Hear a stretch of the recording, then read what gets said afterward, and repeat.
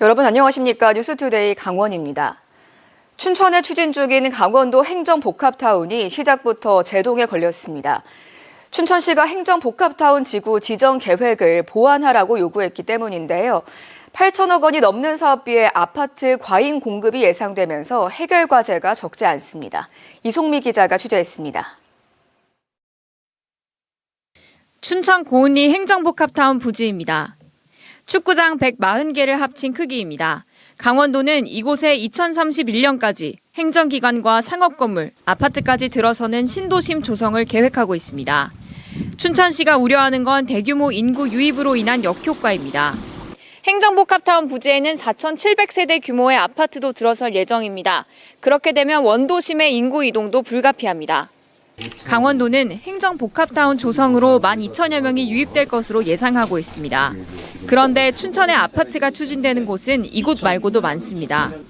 행정복합타운에 앞서 춘천 학곡지구는 2,600여 세대, 2029년 준공 예정인 다원지구는 4,700여 세대 입주를 앞두고 있습니다. 여기에 최근 춘천시에 아파트를 짓겠다고 인허가를 신청한 규모만 15,000세대에 이릅니다. 행정기관 이전으로 인한 원도심 공동화에 주택 과잉 공급까지 발생할 수 있다는 겁니다. 아무래도 상권이 많이 침체가 되는 상황이 이루어질 것 같고요. 기존의 도청 부지를 잘 활용할 수 있는 방안을 강구를 하고 공동화 현상이 벌어지지 않도록. 춘천시는 또 강원개발공사의 부채 비율이 30%가 넘는 상황에서 8천억 원이 넘는 사업비를 어떻게 마련할 건지 구체적인 계획이 없다고 지적했습니다. 게다가 신도심 규모로 지어지는 만큼 유입 인구에 맞는 상하수도 처리시설과 교통시설 계획도 아직 미흡합니다.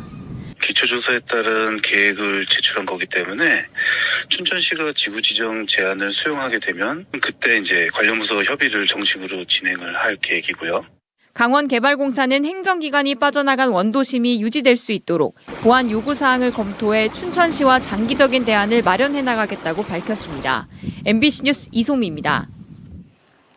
원주시가 중부내륙 거점도시 성장을 목표로 한 2040 도시기본계획을 확정했습니다. 계획 인구는 43만 8천 명으로 당초 50만 명에서 하향 조정했습니다. 윤하은 기자가 보도합니다. 15년 후 원주가 어떤 도시가 됐으면 좋겠는지 물었습니다. 좀 더 큰 도시로 발전했으면 좋겠다. 지하철이 좀 생겼으면 좋겠고 다른 지역 가기에도 조금 편하게 지금도 좋긴 한데 더 좋아졌으면 좋겠어요. 원주가 꽤 좋은 곳이라고 생각을 하는데 발전도 많이 되고 개발도 많이 되고 서울처럼 이렇게 번화가처럼 변했으면 좋겠어요. 원주라는 도시의 미래 발전 방향과 청사진이 담긴 2040년 원주 도시 기본계획이 공개됐습니다. 2014년 작성된 2030 원주 도시기본계획 수립 이후 11년 만입니다. 도시 미래상은 시민 참여단의 의견을 모아 건강과 웃음이 넘치는 젊음의 미래도시 원주로 잡았습니다. 도심과 혁신도시, 남원주 역세권을 포함한 1도심, 문막과 서원주 역세권, 기업도시 중심의 1부도심, 7개 면을 생활 거점으로 하고 외곽 순환도로로 연결하는 중심지 순환형으로 공간 구조가 짜여집니다. 문막, 불온, 흥업, 지정을 하나의 첨단 융합 산업벨트로 설정하고 반도체와 첨단 의료 등 신성장 동력 산업을 육성하는 원주시의 주요 중심 성장축으로 설정한 게 주목할 만합니다. 2040년 원주의 계획 인구는 43만 8천 명으로 36만 2천 명인 지금보다 7만 6천 명 늘어날 전망입니다. 기존 계획엔 인구 50만 도시가 목표였지만 인구 자연 감소가 가속화되는 현실을 반영하라는 국토교통부 지침으로 하향 조정됐습니다. 혁신도시와 기업도시가 완성되고 인구 유입 동력이 되는 새로운 개발 계획이 없다는 점도 반영된 것으로 보입니다. 탄소 중립도시 정책은 정부와 강원도의 온실가스 감축 목표에 맞춰 배출량이 정점이었던 2019년 166만 톤 대비 67%가 줄어든 2040년 53만 톤 수준으로 줄일 계획입니다. 이번 2040 원주 도시기본계획 수립 승인으로 원주시의 중부내륙 거점도시로 성장할 수 있는 중요한 기틀이 마련될 것으로 기대하고 있습니다. 2040 원주 도시기본계획은 다음 달까지 원주시청 도시계획과에서 열람할 수 있으며 원주시는 이번 계획을 토대로 도시관리 계획도 재정비할 계획입니다. MBC 뉴스 윤하은입니다. 영동 지역의 대표 산업인 시멘트 업계가 건설 경기 불황 등으로 침체에 빠졌습니다. 올 1분기 국내 시멘트 총 출하량이 역대 최저 수준인 800만 톤대로 급감했는데요. 출하량 감소가 지속될 것으로 보여 지역 경제 악영향도 우려되고 있습니다. 배연한 기자가 취재했습니다. 올 1분기 국내 시멘트 총 출하량은 지난해 동기 대비 21% 줄어든 812만 톤에 그쳤습니다. 1분기 출하량이 1,000만 톤 아래로 떨어진 건 IMF 외환 위기를 겪던 1998년과 2008년 금융위기 때 이후 처음입니다. 시멘트 업계에서는 극심한 건설 경기 침체로 수요가 크게 줄어들며 출하량도 급격하게 감소한 것으로 보고 있습니다. 건설 경기 침체의 원인이 가장 큽니다. 워낙 지금 건설 경기가 안 좋다 보니까 시멘트 출하는 앞으로도 계속 줄어들 것으로 예상을 하고 있고요. 출하량이 크게 줄어들며 영동 지역을 기반으로 하는 시멘트 업계 역시 직격탄을 맞고 있습니다. 쌍용 C&E는 1분기 265억 원 영업 적자를 내며 적자로 전환했고 삼표시멘트의 1분기 영업이익은 16억 2천여만 원으로 전년 동기 대비 90%가량 감소했습니다. 업계에서는 이러한 출하량 감소세가 당분간 지속될 것으로 보고 있는데 상황이 장기화할 경우 지역 경제에 미치는 악영향도 적지 않을 것으로 예상되고 있습니다. 우려라는 것이 이제 종업원이 감소되고 자꾸 줄이고 그다음에 지역에 이제 소상공인들 같은 경우에는 종업원들 덕을 보고 있고 하는데 이게 파급이 전체에 미칠 사안도 된다. 시멘트 업계에서는 올해 연간 내수 출하 물량이 1980년대 수준인 4천만 톤 아래까지 떨어질 수 있다는 부정적인 전망을 내놓고 있어 지역의 걱정 역시 커지고 있습니다. MBC 뉴스 배연환입니다. 장애인 부모연대 강원지부가 민주당 선거대책위원회와 발달장애인 생애 주기별 권리 보장을 위한 정책 협약을 체결했습니다. 부모연대와 민주당 원주 가불선대위는 발달장애인 돌봄 국가책임제와 주간 활동 서비스를 비롯한 자립지원 확대, 학교별 특수학급 설치 의무화, 발달장애인 거점병원 설립 등 전 생애주기 권리보장 정책을 세우기로 합의했습니다. 부모연대를 비롯해 발달장애인 권리보장을 촉구하는 강원권 장애인 가족 일동은 이번 대선에서 민주당 이재명 후보 지지를 선언했습니다.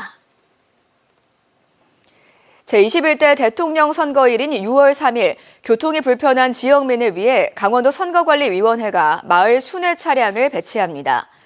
투표소와 멀리 떨어져 있거나 대중교통수단이 없는 지역, 대중교통 운행 횟수가 하루 6번 이하인 176개 마을에 거주하는 선거인이 대상입니다.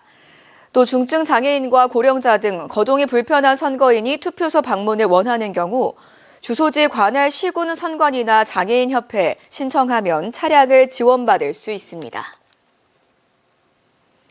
지난 2020년 출범한 제2기 진실화해를 위한 과거사 정리위원회의 법적 조사 기간이 모두 끝난 가운데 신청된 사건의 90% 가까이를 처리한 것으로 집계됐습니다. 지난 2020년 출범한 제2기 진실화해위원회는 출범 이후 2년간 1기 진화위 때보다 2배가량 늘어난 2924건의 신청을 받아 89.9%인 18,808건을 처리했습니다. 조사 기간을 1년 연장했지만 사건을 모두 처리하기에는 시간이 모자라 2,116건은 조사를 중지했으며 이에 따라 앞으로 추가 입법을 통한 조사 연장과 유해 발굴 지속 등의 필요성이 제기됐습니다. 강원도에선 6.25 전쟁기 민간인 집단희생 사건 등 102건이 신청돼 102건 모두 조사 종결 처리됐으며 납북 귀환어부 사건이 전국에서 251건 신청돼 이 가운데 247건이 처리됐습니다.